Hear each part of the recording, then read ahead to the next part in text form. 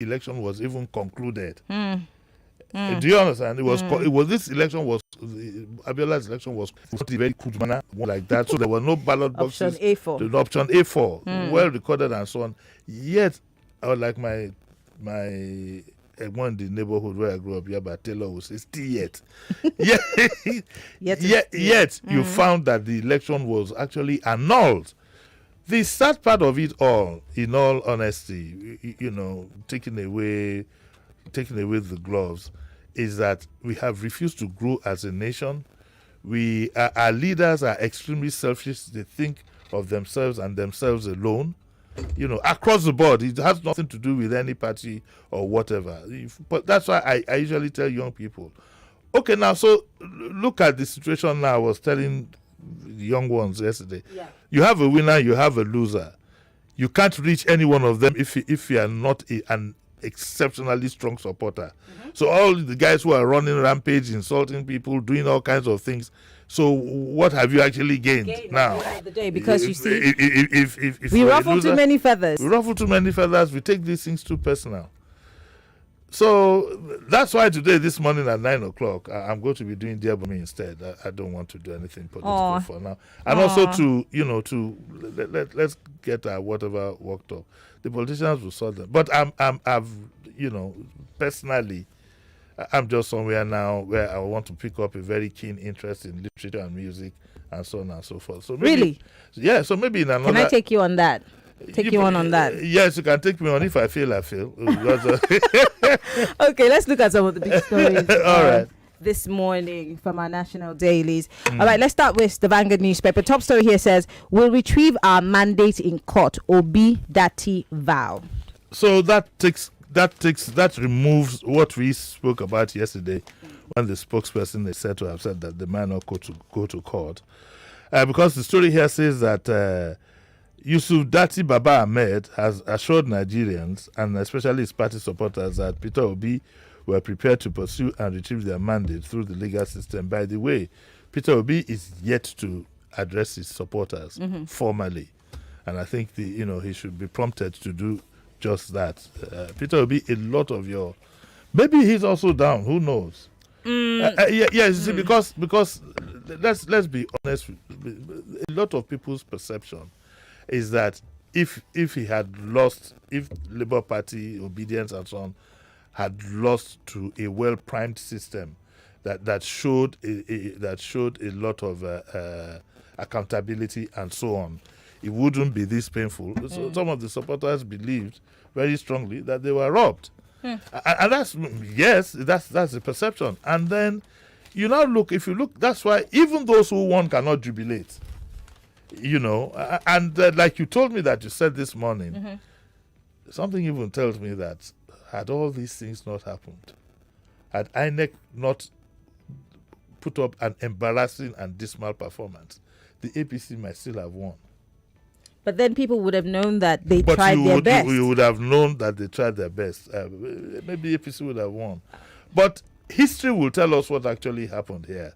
We don't have the kind of organizations that would take a particular interest in what happened. Investigating. And then hold people responsible. Like I said yesterday, if it was the United States, the FBI will be at work as we speak. They will never let you get away with what we suspect could have happened. Anyway, so back to this. Obi Dati says they're going to go to court. And he says that we ask Nigerians to continue to exercise their civic duties. Democracy belongs to the people who can practice it. Nigeria should continue to make efforts to practice it. The only language we understand is peace. Obi and I believe even more in Nigeria and Nigerian people. And he says, Obi Dati claimed that we won the election in Nigeria. They refused to upload the results. They refused to refer to RF just for them to defeat us. It took a serving government illegality and constitutional breach to defeat Peter Obi and my humble self. He goes on to say, Nigerian people are winners, and the Nigerian people are waiting for a day when Peter Obi and myself, through the rigors of legally and constitutionality, will get to power someday. So that's where we are now. Labour Party are going to go to court. Whether they're going to go with the PDP, I honestly don't know yet, but they're ready But do you think it's a good idea for the Labour Party to be going to court in consonance with the PDP and the ADC as we have seen them? Or they should go singularly? I'm just asking, is it a good idea? What do you think? I don't know. You see. Okay.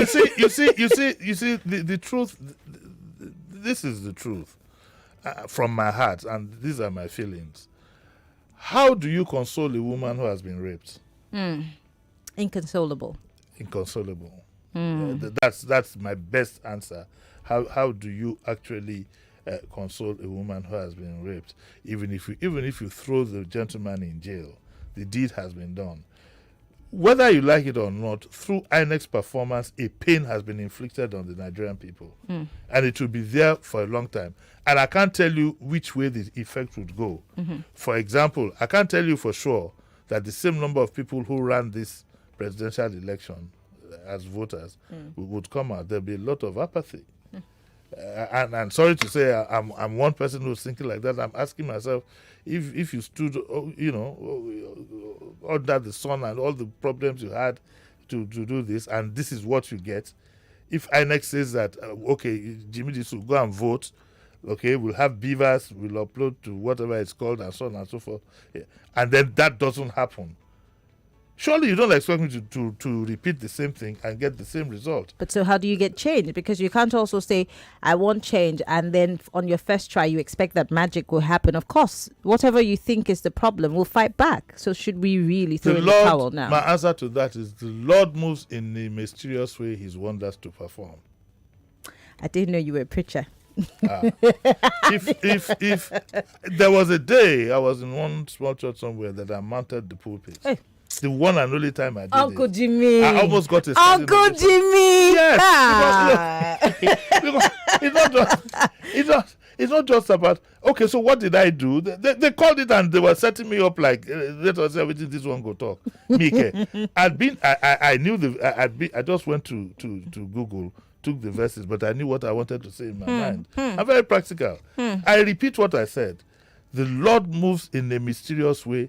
The one is wonders to perform. If God says there will be a change in this country, nobody can stop it. Okay. Take that from me. All right. Well, still with the Punch newspaper, this one says, what does Peter Obi do next? I think this is a column. That's one of Nigeria's best columnists. Her name is Abimbola Adelakun, and she's... I'm happy because of her. I'm back to looking forward to columns. I grew up in the newspaper world on columns and cartoons. Oh, I love the cartoons. But the era of cartoons are gone. I can imagine if it was back in the day, Kenny Adamson or whatever, Muyiwa Collins or Bayo Dulan back in the day would be rolling out cartoons, too. And cartoons are very, very strong. So I like, as a newspaper person, I like editorials, I like columnists, and I like cartoons. Abimbola Adelakun is one of Nigeria's best cartoonists. You have a lot of essayists. You have a lot of essayists, people who will write essay. Instead of hitting the point, they will write an essay to be long. Before you even get to the point, you'll be bored. Adelakun is not one of them. So she says, what does Peter Obi do next? And she's a bit skeptical about whether he's going to get justice. Okay, she's a bit. She says, now that a new day is here, what will Peter Obi do with what he has started? Where will he go from here? I am still pondering, and I will spend the next few weeks scouting for insightful post-election analysis to enlighten me on how to correctly account for the Peter Obi phenomenon. As expected, people are reaching for the obvious explanations of religion and tribe, but those feel insufficient. Coming weeks will offer more clarity. But I hope Obi knows that what he achieved is phenomenal. You can't take that away from him. And he said, I hope he allows himself to reflect on the import of his votes and astutely plan where to go from here. Something has been handed over to him, and what he does with it will be the subject of history. And she says that, she talks about, okay, so you're going to approach the courts of government agency, as it were, and for example, if you have any problem, you like to go to the police, right? But you remember the commissioner of police in Kano who said that as the commissioner of police, an adult, he says he can't recognize a child You can't tell a you minor. can't tell a minor, and that's what he said. And she says she found that amusing. But she says here, before the usual suspects start dismissing genuine concerns, I hope they know this was never a do or die for some of us. We understand that there was only 2 possible outcomes and prepared for that. Someone would have won anyway, but the victory cannot be stolen. It must be earned appropriately. If the election was well conducted, we would probably assess the factors that worked or not and take some lessons for the future. Okay? Now she addresses those who believe Obi should go to court, and that includes Maryann. You don't look. Who are you looking for? Just the 2 of us. Sheriff is not here. I don't even know if his spirit is here. He's there somewhere in the Bahamas. Sheriff is the wisest of us all. He took the holiday at the appropriate time. I'm going to follow suit anyway. So he says that for those who think going to court will redress these must have forgotten where we have been before.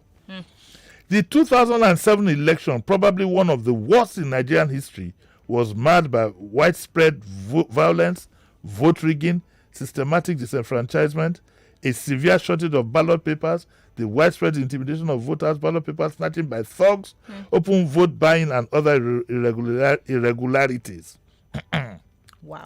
The election conduct was so shameful that the prime beneficiary, you remember, Yaradua, acknowledged he was a receiver of stolen goods. Yes, he did. Yes. And says in 2014, Goodluck Jonathan alluded to that election. He noted that whenever they traveled abroad, they were taken to task so frequently that they were embarrassed and angry at their interlocutors simultaneously.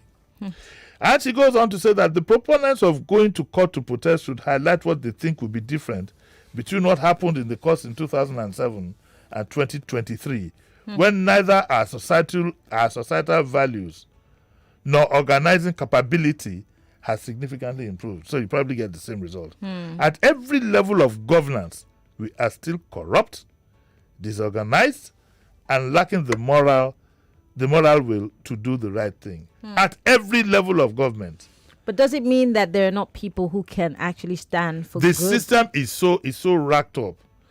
This, I hope somebody would one day, if it, just for it to be recorded, find out the level of complicity in the disgrace that was brought to Nigeria in this last election. I really hope. I saw in the social media there are videos of policemen taking money and putting it in their pocket. So that makes you suspicious of the police.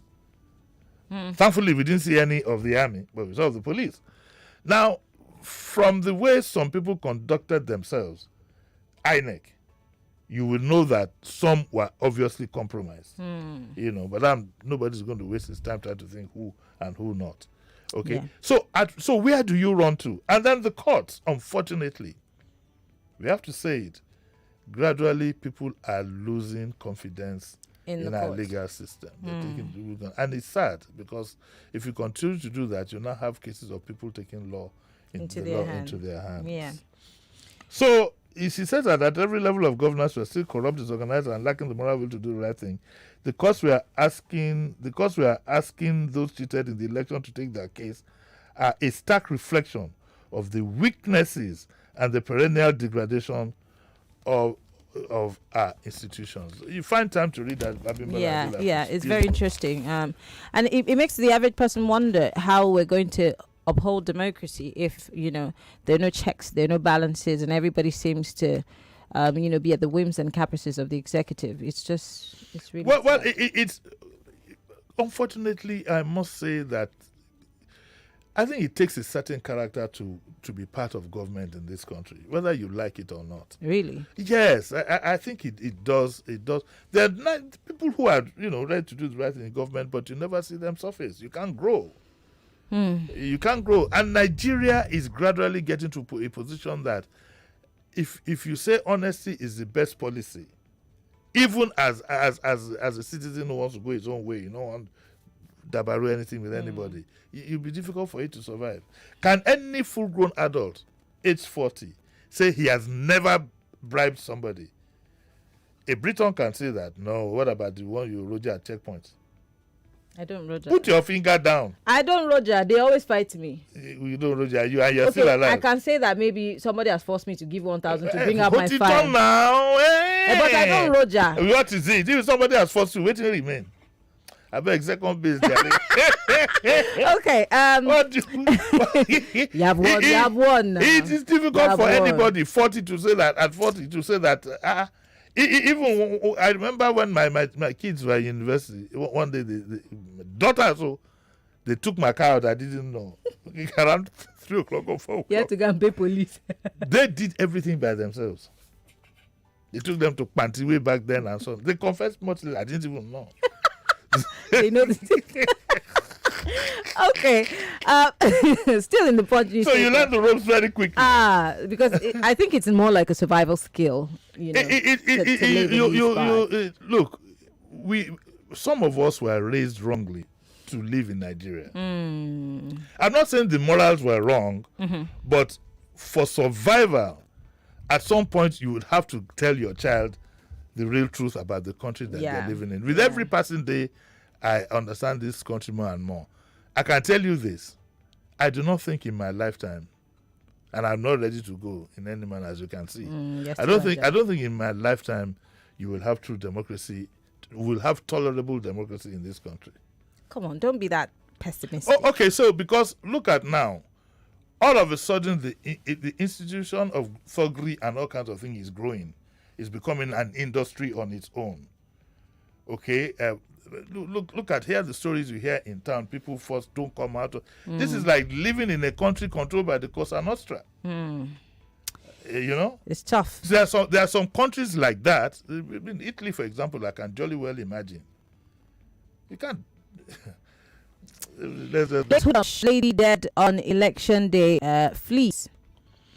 Okay, this story, I'm sure you're wondering what it's about. That's what I'm with the papers.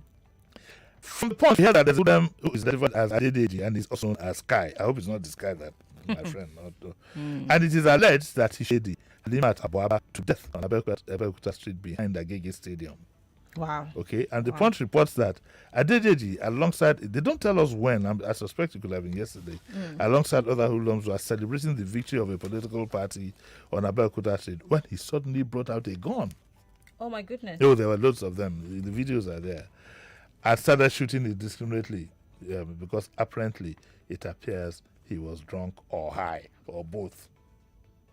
Not an excuse, anyway. It's not an excuse. Not a good enough excuse, yeah. And so in the process, one of the stray bullets reportedly hit Abuaba, who was in front of her mother's drinking joint on Abeokuta Street, or what is commonly known as bear parlor. You know, and it says a resident, Gbenga Samuel, while lamenting the incident, said one of the bullets from Adedeji's guns hit Abuaba's laps, adding that neighbors and family rushed her to the Fakojaye teaching hospital in a desperate bid to save her life. Well, on getting to the hospital, Samuel said medical officers, after assessing the degree of injury, referred her to Lassos. He, however, said the 27-year-old lady bled to death. If the bullet hit her on the thigh, something could have been done. Something could have been done. I'm not a doctor, I know, but this issue that we have of always referring people and saying, "Oh, we're not touching gunshot wounds. Take it to this place and that." What can we do in the interim to stop the blood? We will continue with that because that's the way our system goes. The police at the slightest opportunity will always want to harass you. At the slightest opportunity. You should come and ask me one day. I'll give an account of what happened to me when I wanted to be a good Samaritan. The way this country, country is structured now, if I see a woman go into labor right next to me that I don't particularly know, I'll just cross to the other side of the road. Because if you try to help and something goes wrong, it will be hung on you. It will be hung on you. This country, like God bless fella Nicola Bukuti, he always told me, he said, my brother, this country is a Gestapo country. Anyway, so this, it says that Adedeji was drunk when they started shooting. The incident happened around 6 p.m. and so on and so forth. Right, so we now hear that this Adedeji, also known as Sky, has gone into hiding. Okay, I've gone into hiding. And it is said here that efforts to reach the state police PRO superintendent. No, is this SP is what now? Yes. Is this senior police? Of police. It's superintendent. Yes, I don't the know. superintendent I of thought police. it was senior police. No. Anyway, Superintendent Benjamin Hundeyin, he proved they couldn't get him because he did not take his calls at the time this report was filed. What did you send him an SMS? Did you send him a WhatsApp message? So Punch Metro says they gathered that during the presidential and national assembly elections in the state, hoodlums suspected to be sponsored disrupted. Oh, of course, we all know that. They talk about there is something we will have to do about these hoodlums, but I don't think it's going to happen for the next minimum 4 years. It will not happen. It will take a long time because we also allowed them to fester for so long. You just have to learn to live with it. No, nothing is going to happen in the next. Why do we have to learn to live with it? Because you see, I'm a very how do I put it now? I don't know how to couch things or whatever. What will you do? They've been enabled by these politicians who are in power. So what do you do? Do you know that you cannot? It's very difficult for you to report a hoodlum to the police. Let us see where this particular case will go. And this is a challenge for the Lagos CP, Idowu Omohua. He just resumed. This will be a major challenge for him to see if he can identify and grab this man and let him face trial in the first instance. Yeah. Then we'll have when he's now facing trial, we'll now keep a keen eye, on what's going on and see which way the case goes. We should. See if a case of it might not be murder, if he says a stray bullet, but that even needs to be established. But let's see if a case at the minimum. Why was he even carrying a gun? Does he have license to carry? You know that if you wanted to charge him, you'll be charging him. You see, look at those. For example, in recent times, people who have compromised. So what does the EFCC charge them for? They've done something. They've compromised a lot. They just charge them for what's the name of something? The possession or something of foreign currency or some money laundering. Money laundering. Person will whack money, will do all these things that will be charged for stealing. You don't whack, don't do everything. You now charge him for money laundering. Okay, all right. So we're gonna go right now and play a quick ad.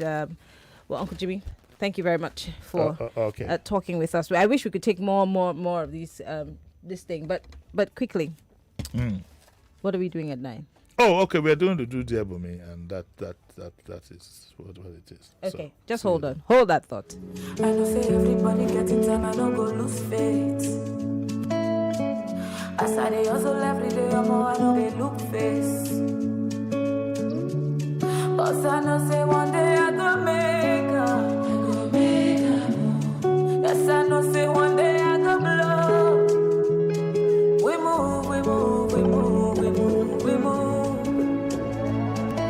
move.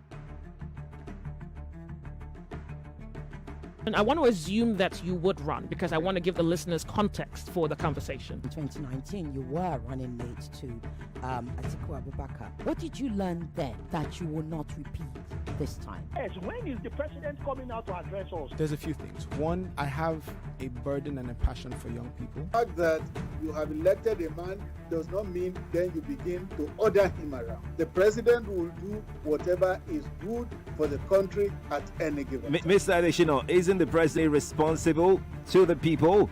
What should the next president do to root out stakeholders who are complicit? You fire those that need to be fired are fired. It's looking like a brand new Chelsea, attacking with so much fluidity. And what can you say about that, Martin? I know you follow Chelsea quite closely. I live close to the Chelsea training ground. That's what you mean by that. I'm not.